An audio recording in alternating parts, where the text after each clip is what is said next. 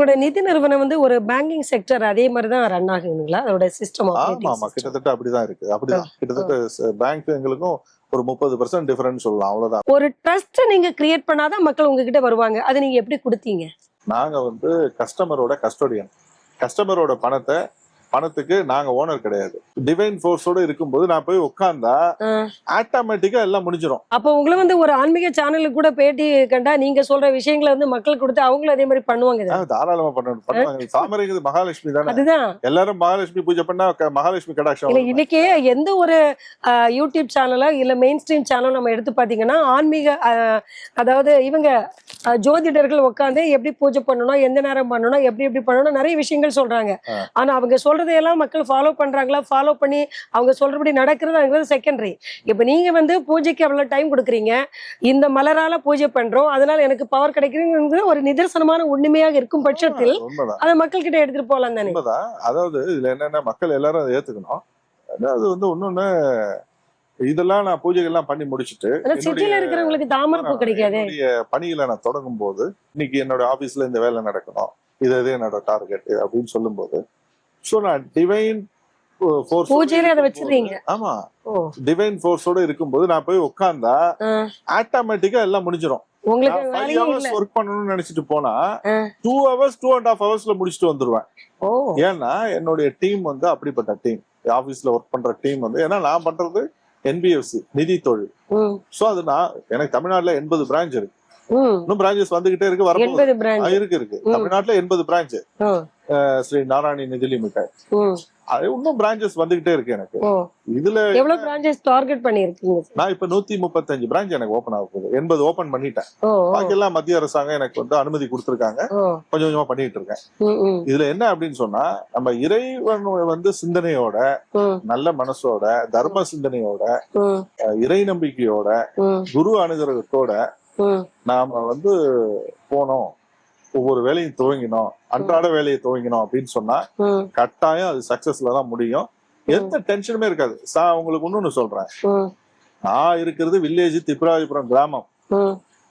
என்னுடைய அலுவலகத்துல 500 பேருக்கு மேல வேலை பாக்குறாங்க. நிதி தொழில் பப்ளிக்ல இருந்து டெபாசிட்ஸ் வரும். நாங்க வந்து NBFC கம்பெனி, டெபாசிட்ஸ் அக்செப்டட், லோனும் கொடுக்குறோம். எல்லாம் கோர் பேங்கிங் சிஸ்டம், எல்லா இடத்துலயும் பக்கா செக்யூரிட்டி. எங்களுக்கு ஒரு தொழிலாளர் அமையிறது, நல்ல தொழிலாளர் அமையிறது அப்படிங்கிறது வந்து அது கூட இறை அனுபூதி வேணும். நான் இறைவன்கிட்ட வேண்டிப்பேன், நல்ல பணியாளர்களை கூட அவங்களுக்கு நல்ல ஞானத்தை கூட இறைவாம்ப. அந்த ஞானத்தை நிறைய எல்லா வேண்டதுல இங்க போடுறதுனால ஏன்னா அவர் தான் நான் சொல்லிட்டு நான் கிளம்புறேன், என் வேலையை பார்க்க போறேன், நீ பார்த்து கொண்டு போயிடுவேன். அவர் நான் போய் பார்க்க போற வேலை என்னங்கிறத அவருக்கு தெரியும். அவர் முன்னாடியே முடிச்சு வச்சிருப்பாரு எல்லாத்தையும். இந்த ஒரு விழிப்புணர்வு வந்து அதுல நான் வந்து ஒரு நாளைக்கு வந்து 2-2.5 மணி நேரம் தான் ஒர்க் பண்றேன். எல்லாத்துலயுமே ஒரு 2.5 மணி நேரம் இவ்வளவு பெரிய பிசினஸ் சாம்ராஜ்யத்தை கட்டி எனக்கு எந்த டென்ஷனும் கிடையாது. எனக்கு போன் எடுத்து பாருங்க, அலுவலகத்துல இருந்து ஒரு போன் கூட வராது. என் ஃப்ரெண்ட்ஸ் யாருக்காவது போன் அடிச்சு பேசுவேன், ஃபேமிலி பேசிட்டு இருப்பேன். ஆபீஸ்க்கு ஏதாவது அர்ஜென்சி, என்ன ஏதாவது எப்படி போயிட்டு இருக்கு என்னன்னு சொல்லி சாதாரணமா நான் பண்ணாதான் உண்டு. 1-2 பேர்ட்ட தான் பேசுவேன் மேல எக்ஸிக்யூட்டிவ்ஸ். பாக்கி எல்லாமே பிரான்ச்சஸ்ல எல்லாமே வந்து நல்லபடியா போயிட்டு இருக்கு. அதுக்காக அப்ப வந்து அலட்சியமா இருக்கானா, கண்டுக்காம இருக்கானா பிசினஸ்? ஒரு ஆன்மீக கனெக்டா இல்ல ஒரு பிரபஞ்சத்துடனான கனெக்டா இல்ல நம்முடைய வேவ் லெங்த் வந்து அந்த நேர்மறை ஆற்றல் கூட கனெக்ட் ஆகிறதுனால இது மாதிரி நமக்கு எல்லாமே எடுத்துக்கலாம். நேர்மறை ஆற்றல் கனெக்ட்னு சொல்லலாம், பிரபஞ்சத்தோட கனெக்ட்னு சொல்லலாம், ஆன்மீகத்தோட கனெக்ட்னு சொல்லலாம், எது வேணா சொல்லலாம். ஆனா இப்போ வந்து ஒரு பிசினஸ் பண்றவங்க அந்த பிசினஸ்ல சக்சஸ் பண்ண முடியாம அடுத்த கட்டத்துக்கு எடுத்துட்டு போக முடியாம ரொம்ப ஸ்ட்ரகிள் பண்றவங்க வந்து ஒரு சரியான பாதையில போகல அப்படின்றனால இவ்வளவு விஷயங்கள் நடக்குதுன்னு இல்லையா? ஆமா. ஆனா இதுல என்னன்னு கேட்டீங்கன்னா, ஒரு 50 வருஷத்துக்கு இந்த பிசினஸ் எப்படி போகும், 50 வருஷத்துல எங்களோட பிசினஸ் டர்ன் ஓவர் என்ன வரும், எப்பப்ப எத்தனை பிரான்சஸ் வரும், எந்தெந்த ஊர்ல கிளைகளை துவக்கணும், எத்தனை பணியாளர்களை போடணும், என்ன டர்ன் ஓவர் பண்ணணும், இந்த இயர்ல என்ன டர்ன் ஓவர் வரும், அடுத்த இயர்ல இந்த டர்ன் ஓவர் எப்படி வரும், என்ன லாப நோக்குல போகும். அதே போல சாஃப்ட்வேர் நான் யாரை பார்த்தும் காப்பி பண்ணல. கோர் பேங்கிங் சாஃப்ட்வேர் அது ஆர்கிடெக்டே நான் தான் உருவாக்கினதே. ஆமா, அது எங்களோட நிதியில இருக்கு. ஆமா, பேங்குக்கு ஈக்குவலா அந்த சாஃப்ட்வேர் போயிட்டு இருக்கு. இது எல்லாம் நான் 10 வருஷம் முன்னாடியே முடிச்சு வச்சுட்டேன். இனி வரும் இன்னும் 40 ஆண்டு காலத்துக்கு என் நிறுவனத்தை பத்தி எனக்கு கவலை இல்லை. நம்ம பிரைம் மினிஸ்டர் வந்து 2047 விக்ஷித் பாரத், அதாவது வல்லரசு ஆகணுங்கிற ஒரு பிளானோட இப்போ வந்து முன்னெடுக்கிற மாதிரி நீங்க 10 வருஷத்துக்கு அப்புறம் நடக்கிறத இன்னைக்கே பிளான் போட்டு நீங்க போயிட்டு இருக்கீங்க. ஆமா ஆமா. அதனால வந்து நான் முடிச்சுட்டேன். அது வந்து எனக்கு வந்து இன்னும் எனக்கு 40 ஆண்டு காலத்துக்கு என் நிறுவனத்தை பத்தி எனக்கு கவலை இல்லை.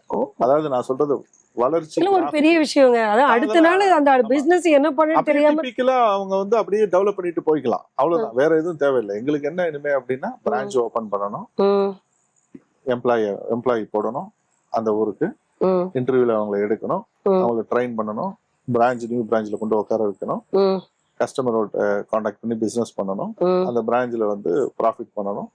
இவ்வளவுதான் எங்க வேலை. வேற எந்த வேலையும் இல்ல.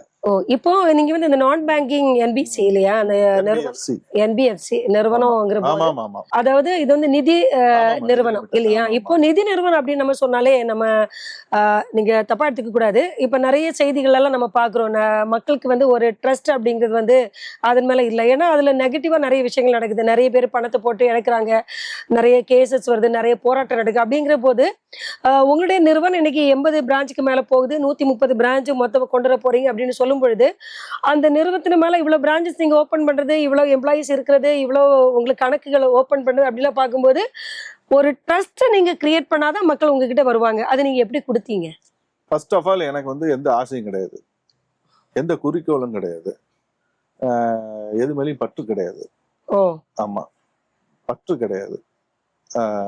குறிக்கோளுங்கிறது வந்து எப்படின்னா, நம்மளுடைய நிறுவனம் நல்லா வந்துகிட்டு இருக்கு, இது நல்லா போகும் அப்படிங்கிறது எனக்கு தெரியும். முதல்ல வந்து எனக்கு வந்து நான் வந்து இதை அடையணும், அதை அடையணும், இப்படி வாழணும், அப்படி வாழணும், அதெல்லாம் ஒண்ணு கிடையாது. எங்க வாழ்க்கை எளிமையான வாழ்க்கை. நாங்க வந்து கஸ்டமரோட கஸ்டோடியன். கஸ்டமரோட பணத்துக்கு நாங்க ஓனர் கிடையாது, எங்க பணம் கிடையாது.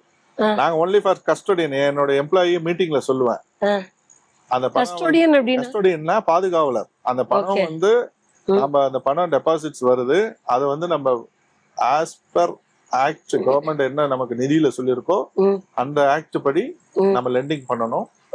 அந்த லெண்டிங் பண்ணதுக்கு அப்புறம் அதுல வர ப்ராஃபிட்டுக்கு நம்ம ஓனர், அதுதான் நம்ம பணம்.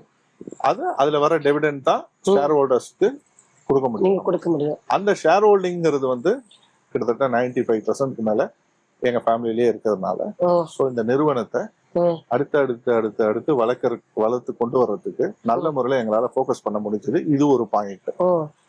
நீங்க சொல்ற கேள்வி ரொம்ப கரெக்டான கேள்வி. நிறைய இடத்துல நிதி மோசடி, நிதி நிறுவன மோசடி, அதாவது சாதாரணமா ஒரு சிட் ஃபண்ட் வந்து மோசடி பண்ணிருப்பான், அது நிதி மோசடி. நிறைய நிதி கம்பெனில பாத்தீங்கன்னாக்கா பணத்தை வந்து ப்ரமோட்டர் சுருட்டிட்டு போயிருப்பாங்க. வந்து இது மாதிரிதான் நிதி நிறுவனம் வச்சிருந்தாரு. பெரிய அளவுல வந்து அவர் 300 கோடிக்கு மேல வந்து மக்கள்கிட்ட ஏமாத்திட்டாரு. அவ்வளவு 1000 மக்கள் வந்து போராடினாங்க. இன்னும் அவர் ஜெயில தான் இருக்கிறாரு. சோ அந்த நிதி நிறுவனம் அப்படின்னா நிறுவனம் நிதி அப்படின்னு கேட்கும் போதே ஒரு நெகட்டிவான ஒரு ப்ரொவோக் வந்து இந்த சமூகத்துல இருக்குது. அது மாதிரி நிறைய நடக்குது. அப்படிங்கிறத இந்த ஒரு கேள்வி வந்து உங்ககிட்ட. ஃபண்ட் டைவர்சிஃபிகேஷன் பண்ண கூடாது. எனக்கு நீங்க சொல்றவரை பத்தி எனக்கு ரொம்ப தெரியாது. அந்த நிதி நிறுவனத்துல என்ன நடந்ததுன்னு எனக்கு தெரியாது. எங்களோட இன்ஸ்டிடியூஷன் நாராயண நிதி லிமிடெட் பொறுத்தளவுல கேட்டீங்க அப்படின்னு சொன்னா, இப்போ சென்ட்ரல் கவர்மெண்ட் இது மாதிரிலாம் நடக்க கூடாதுன்னு சொல்லிட்டு தான் மத்திய அரசாங்கம் என்ன செஞ்சாங்க, எல்லா நிதி நிறுவனத்துக்கும் ஒரு சட்டம் கொண்டு வந்தாங்க. எல்லாத்தையும் வந்து நம்ம வந்து இந்த மாதிரியான அன்ஆர்கனைஸ்டா பண்றவங்களை பிடிக்கணும், அவங்களோட லைசன்ஸ் எல்லாம் கேன்சல் பண்ணணும் அப்படின்னு சொல்லிட்டு ஒரு பயங்கர டைட் வச்சாங்க. அதுல வந்து ஃப்ரம் பிகினிங்ல இருந்து இவங்க எப்படி பண்ணிருக்காங்கன்னு சொல்லி எல்லாத்தையும் ஸ்க்ரூட்னி பண்ணி, ஃபைலிங் எல்லாம் எப்படி இருக்கு, இவங்களோட ப்ரோட்டோகால்ஸ் எப்படி வச்சிருக்காங்க, எப்படி ஃபண்ட் மேனேஜ்மெண்ட் பண்ணிருக்காங்க, என்ன லாபத்துல இருக்கு, எத்தனை பிரான்ச்சஸ் இருக்குன்னு சொல்லி எல்லாத்தையும் எடுத்து அப்ளிகேஷன் நம்மளே ஃபைல் பண்ண சொல்லி, அதுக்கு ஒரு ஃபார்ம் NDH-4ன்னு ஒரு ஃபார்ம் ஒன்று கொடுத்து அதை ஃபைல் பண்ண விட்டாங்க. அது வந்து மினிஸ்ட்ரி ஆஃப் கார்பரேட் அஃபேர்ஸ் செஞ்சாங்க. அந்த NDH-4 அப்ரூவல் பண்ணினா மட்டும்தான் நீங்க வந்து இந்த நிதி நிறுவனத்தை இயக்க முடியும்.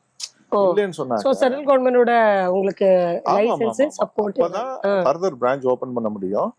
அதுல வந்து அந்த NDH-4ங்கற ஒரு ஸ்கீமை கொண்டு வந்தது 2021 90ல ஃபைலிங் பண்ண ஞாபகம். 2021ல இருந்து ஸ்க்ரூட்டினி பண்ண ஆரம்பிச்சு 22ல எல்லாம் பாத்தீங்கன்னா எல்லாருக்கும் அப்ரூவல் ரிலீஸ் ஆக ஆரம்பிச்சது. சோ இவங்க எல்லாமே அந்த சட்டத்தை எதுவுமே ஃபாலோ பண்ணாம இல்ல அது தெரியல, நான் சொல்றேன். அதாவது என்னன்னாக்கா அதை ஃபைல் பண்ண வரும்போது எங்களோட இதெல்லாம் எடுத்தாங்க.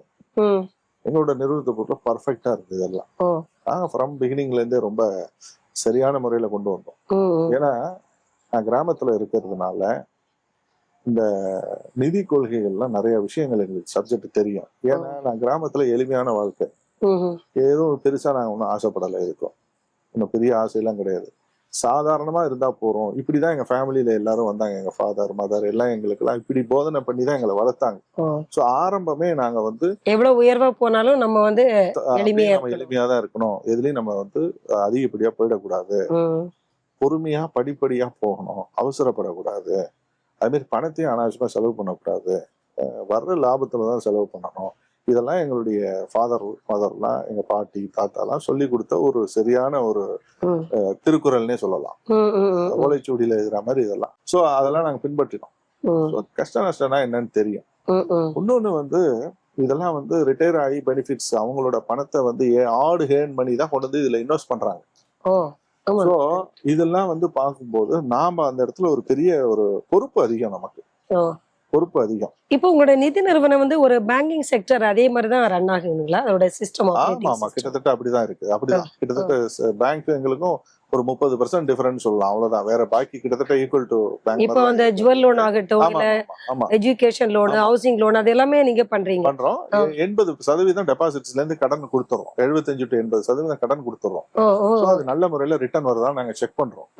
அதான் ஃபாலோ பண்றதுக்கு ஒரு சரியான ஒரு டீம் மேனேஜ்மெண்ட் ஒரு செக்ஷனே இருக்கு. அது மாதிரி எங்க HR டீம் வெரி பக்கா team. Okay, what about FD that's compared to the private banks and government bank? நீங்க அதாவது என்னன்னா பேங்கை விட 2-3% கூட தான் இருக்கும் எங்கள்கிட்ட FD-ல. ஆமா. அப்போ லோன்லயும் 2-3% கூட தான் இருக்கும். இது வந்து நம்ம நல்ல முறையில ஃபாலோ பண்ணி அழகான முறையில இதை வந்து நம்ம தீர்க்கமா உற்று கவனிச்சு ஸ்டெப் பை ஸ்டெப்பா நம்ம கொண்டு போய் இத வந்து வளர்த்து கொண்டு வர்றதுக்கு எனக்கு சுமார் ஒரு 10 வருஷம் 12 வருஷம் பிடிச்சது. ஏன்னா நான் ஏன் 2-2.5 மணி நேரம் தான் வேலை பாக்குறேங்கிறதுக்கு இப்ப பதில் கனெக்ட் ஆகுது இதுல. இப்போ நீங்க கேட்டீங்க இல்லையா, இந்த 10-12 வருஷத்துல வந்து இப்ப நீங்க சொன்னீங்க நான் வந்து குடும்பத்தையே பார்க்கல, குழந்தைகளை யார் வளர்த்தான்னு தெரியல, வேலைன்னு வேலையே இருந்துட்டேன், வேலை தான் எனக்கு இது, நான் எதுவுமே இது பண்ணலைன்னு. அப்போல இருந்து எனக்கு வந்து ஆன்மீக பற்று அதிகம். ஸோ என் மைண்டு ஹார்ட் தெளிவா வச்சிருப்பேன். நான் ஆரம்பத்துல இருந்து அதிக ஆசைப்படல, படிப்படியா தான் முன்னுக்கு வந்தேன். அப்போ ஒரு பிரான்ச் தான் போட்டோம் திருவாரூர்ல. இன்னைக்கு இருந்து 15 வருஷம். எப்போ ஆரம்பிச்சீங்க? 2012 வந்து. அப்போ 80 பிரான்ச் இன்னைக்கு வந்திருக்குன்னு சொன்னா இதுக்கு காரணம் எங்களுடைய கான்சென்ட்ரேஷன் ஒரு பக்கம், எதுக்கும் ஆசைப்படலைன்னு ஒரு பக்கம். அதே சமயம் எனக்கு மத்திய அரசாங்கம் எங்க நிறுவனத்தை ஃபுல்லா ஸ்க்ரூட்னி பண்ணி NDH 4ங்கிற லைசன்ஸ் இந்தியாவிலே ஃபர்ஸ்ட் கொடுத்தது நம்மளுடைய நாராயணி நிதி லிமிடெட் தான். பெரிய பெருமை. அடுத்தது என்னன்னு கேட்டீங்கன்னா கெசட்ல போட்டாங்க. கெசட் மீன்ஸ் நம்ம பார்லிமென்ட் கெசட். பார்லிமென்ட் கெசட்ல வந்தது.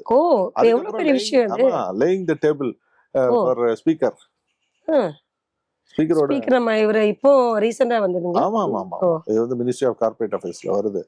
சோ அவங்க வந்து ராஜ்யசபா லோக்சபா இதுல பார்லிமென்ட் கெசட்ல உங்க கம்பெனியோட பேர் போட்டு அனௌன்ஸ் இருக்கு. சோ அந்த இது யாருக்கும் பண்ணல மீன்ஸ் அந்த அளவுக்கு நாங்க பெர்ஃபெக்ட்டா எல்லாத்தையும் வச்சிருக்கோம். எல்லாமே கரெக்ட்டா வச்சிருந்தேன். இப்போ நிறைய பிரான்ச் லைசன்ஸ் எங்களுக்கு வந்து நாங்க கேட்டா கொடுத்துருவாங்க. என்ன காரணம் அப்படின்னு சொன்னா எங்களுடைய ஃபைலிங்ல இருந்து, எங்களுடைய பெய்ட் கேபிட்டல்ல இருந்து, எங்களுடைய ப்ராஃபிட்ல இருந்து, எங்களுடைய மேனேஜ்மெண்ட்ல இருந்து எல்லாமே பர்ஃபெக்ட்டா இருக்கு.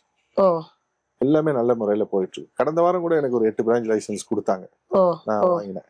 சோ இந்த மாதிரிலாம் இருக்கும்போது நாங்க ஒவ்வொரு வருஷத்துக்கு 12 மாசத்துக்கு அந்த பினான்சியல் இயர் ஏப்ரல்ல இருந்து மார்ச் வரைக்கும் பினான்சியல் இயர் முடியுது. ஏப்ரல் டு மார்ச் வரைக்கும் எத்தனை கிளைகள் புதுசாக துவங்க போறோம், அதுக்கான பட்ஜெட் என்ன, அதுக்கான மூலதனம் என்ன, இப்படி ஒரு பட்ஜெட் போடுவோம். பாதுகாப்பான ஒரு முதலீடு, பாரம்பரிய நம்பிக்கையோடுங்கிறது எங்களுடைய ஸ்லோகன் நாராயணி நிதியில. அதுக்கு எந்த மாற்றமும் இல்ல. நீங்க இந்த மார்கேஜ் லோன் கொடுக்குறீங்க, அதோட டாக்குமெண்ட்ஸ், அந்த ஜுவல் லோன் கொடுக்குறீங்க, அந்த ஜுவல்ஸ் அதோட பிரான்ச்ல தான் நீங்க வந்து சேஃப்கார்ட் பண்ணிக்கிறீங்களா, இல்ல இதுக்கு சென்ட்ரலைஸ்? ஆமா, இது எல்லாமே வந்து சென்ட்ரலைஸ்டு எல்லாம் சிஸ்டம்ல. இப்பெல்லாம் கஸ்டமர் வந்து ஜுவல் லோன் ரிலீஸ் பண்ணாங்கன்னா உடனே ஜுவல்ல பணத்தை கட்டி ஜுவல்ல கொடுத்துருவாங்க.